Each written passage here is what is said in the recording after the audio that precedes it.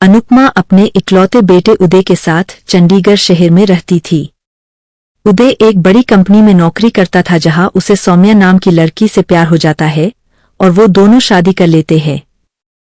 सौम्या अनुपमा की इकलौती बहू है और वो बहुत पढ़ी लिखी लड़की है, जबकि अनुपमा के लिए सब कुछ काला अक्षर भैंस बराबर है।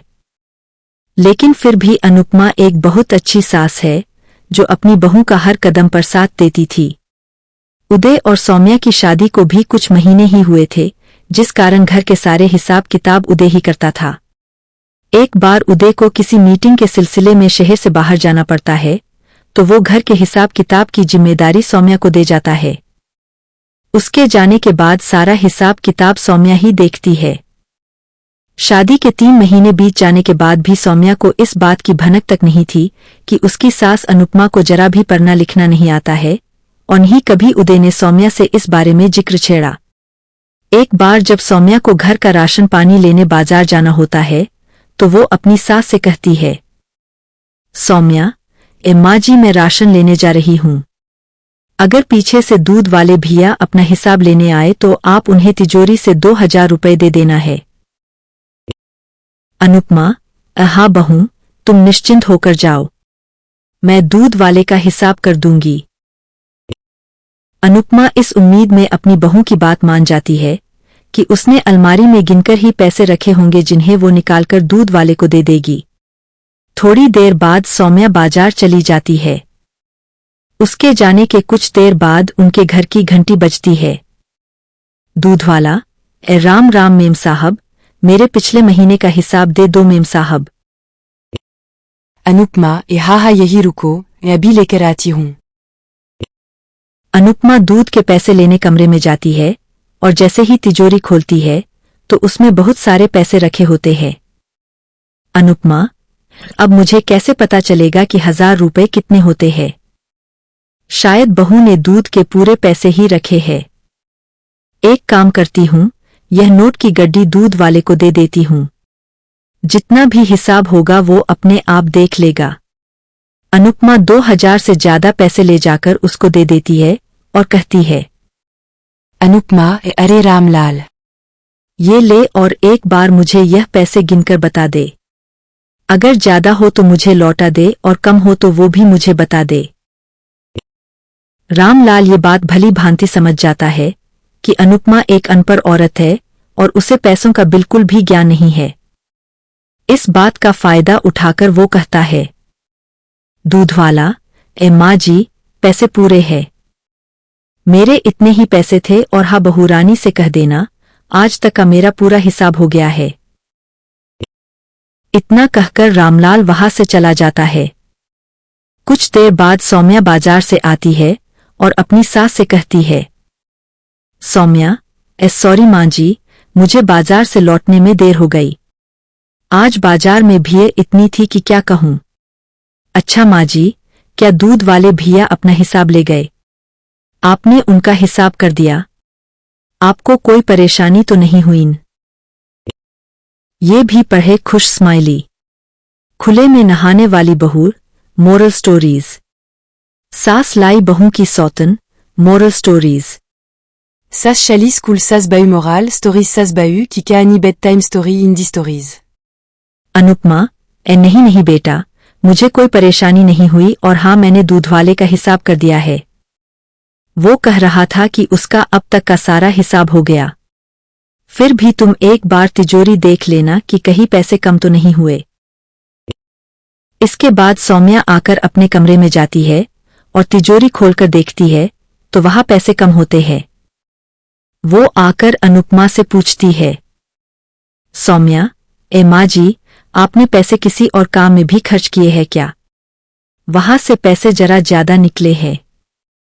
बुरा मत मानिएगा, मैं तो बस इसलिए पूछ रही हूं कि आपने कहीं पैसे ज्यादा तो नहीं दे दिए, क्योंकि तिजोरी में पैसे 1000 रुपए से ज्यादा निकाले हैं। अगर आपने किसी काम में खर्च किए हैं तो कोई बात नहीं, यह पैसा है। सौम्या की बात सुनकर अनुपमा सोचती है, अनुपमा, हे राम, कहीं मैंने दूध वाले को पैसे ज्यादा तो नहीं दे दिए। फिर वो घबराते हुए अपनी बहू सौम्या से कहती है, अनुपमा, सच कहूं बहू तो मुझे पैसे गिनने नहीं आते और नहीं मैं पढ़ी लिखी हूं। मेरे लिए तो सब कुछ काला अक्षर भैंस बराबर है। मुझे लगा कि तुमने दूध के पैसे गिनकर रखे होंगे, सो मैंने उठाकर उसको दे दिए।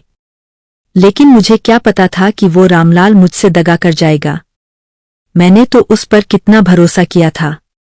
पता नहीं आज मुझ अनपढ़ के कारण तुम्हारा कितना नुकसान हो गया होगा। सौम्या, ए माँ जी, आप क्यों परेशान हो रही है? पैसे दूध वाले को ही तो दिए हैं।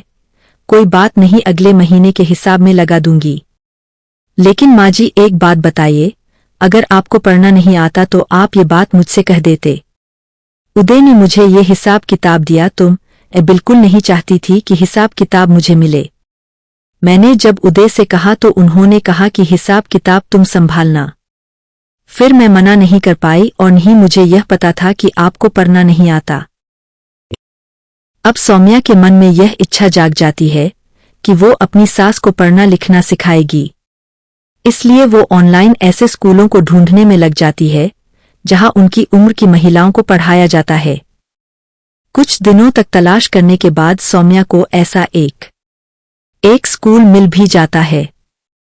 सौम्या, ए उदय, मैंने ऑनलाइन एक ऐसा स्कूल ढूंढा है जहां माँ जी की उम्र की औरतों को पढ़ाया लिखाया जाता है।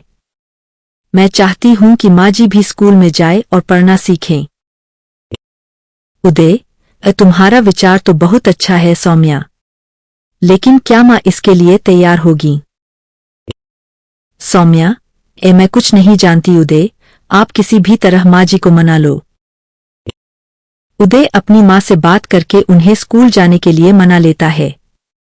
फिर वो दोनों जाकर अनुपमा का एडमिशन करवा देते हैं।